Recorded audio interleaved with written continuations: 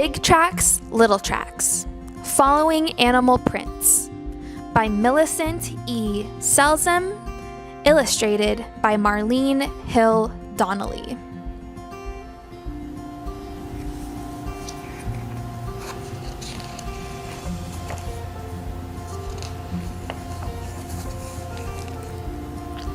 What happened? A detective says. Who was here? Where did he go? A detective has many ways to find out. One way is to look for the marks someone or something has made. Fingerprints, footprints, the tracks made by bike tires. Sometimes a detective finds a hair, a button, a piece of torn clothing. All these things are clues. They help a detective answer these questions. What happened? Who was here? Where did he go?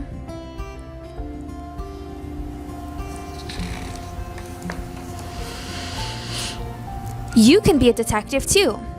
A special kind of detective. A nature detective.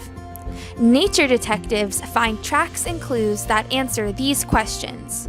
What animal walked here? Where did it go? What did it do? What did it eat? Where does a nature detective look for clues?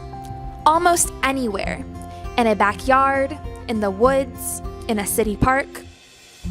You can find tracks in many places. In mud, in snow, in sand, in dust, even on the sidewalk or on the floor. Wet feet or wet muddy paws can make tracks anywhere.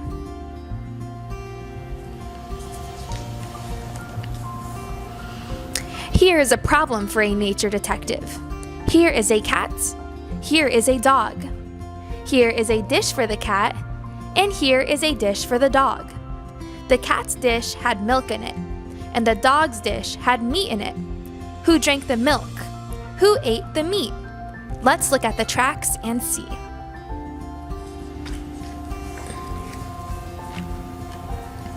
Look at the tracks that go to the cat's dish. They were made by an animal that walks on 4 feet, and you can see claw marks in front of the toe marks. A cat has 4 feet and sharp claws, but so does a dog. Who went to the cat's dish?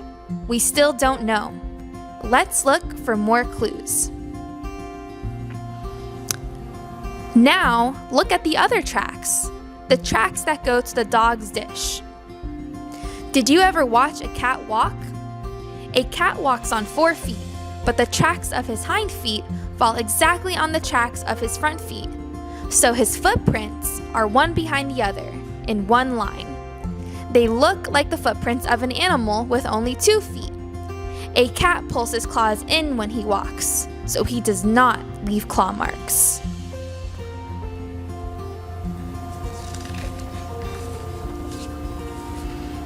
Now, do you know who drank all the milk?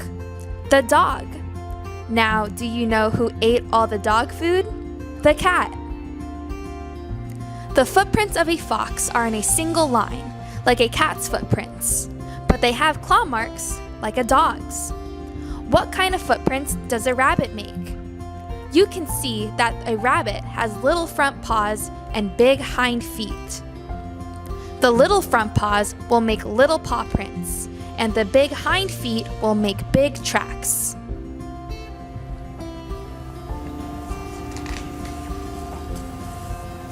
Now, here is another problem for a nature detective. Who went lickety-split across the snow? A rabbit, of course. But which way did he go? Did he go to the tree, or did he go away from the tree? It looks as if he went towards the tree, doesn't it? You can see the marks of the front paws ahead of the big hind feet. But do you know how a rabbit jumps? Look at that. When a rabbit jumps, he pushes his big hind feet ahead of his front paws.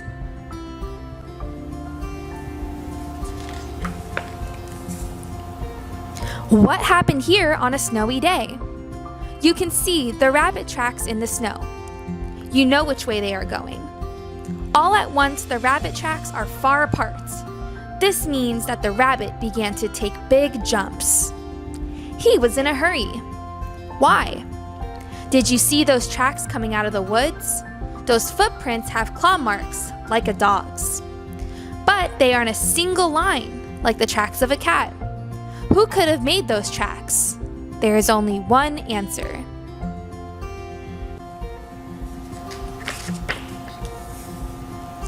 A fox. Now you know why the rabbit was in a hurry. Did the fox catch the rabbit? Look again at the picture on page 17.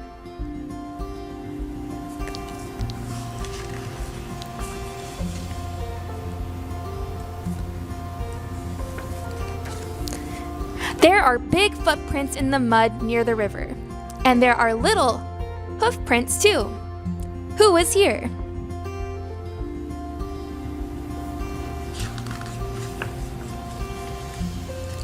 It was a mother deer and her baby fawn. They came to the river for a drink. Somebody sat down on the muddy bank of the river. Who? This is the mark of a round, fat belly. These back footprints were made by webbed feet. And somebody made the track that goes right into the water.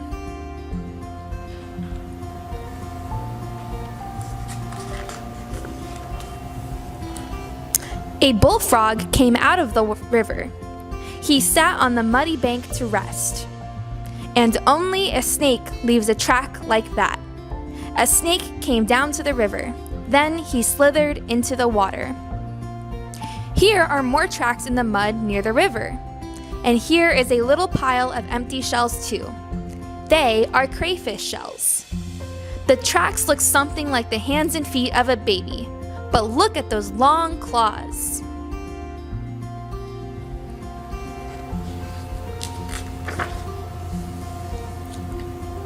A raccoon made those tracks. Raccoons like to catch crayfish and eat them. So now you know what happened. A raccoon had dinner here last night. He found crayfish in the river and he ate the crayfish. And then he left the shells in a little pile. A nature detective can find many clues on sandy beaches. When you walk on the beach in the morning, look for seagull tracks. They can tell you which way the wind was blowing when the seagulls were there.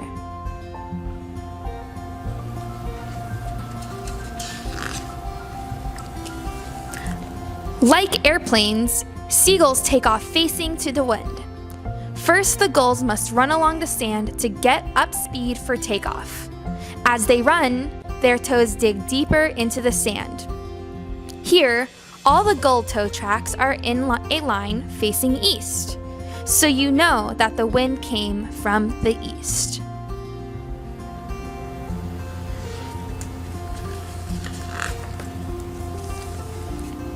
Tracks are good clues for a nature detective, but there are other clues too. A nature detective learns to look and listen and smell. She can find clues in a backyard, in the woods, or in a city park.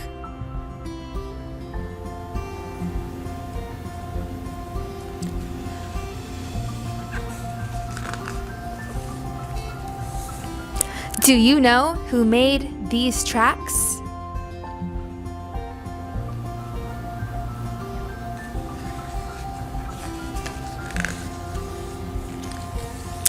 The end.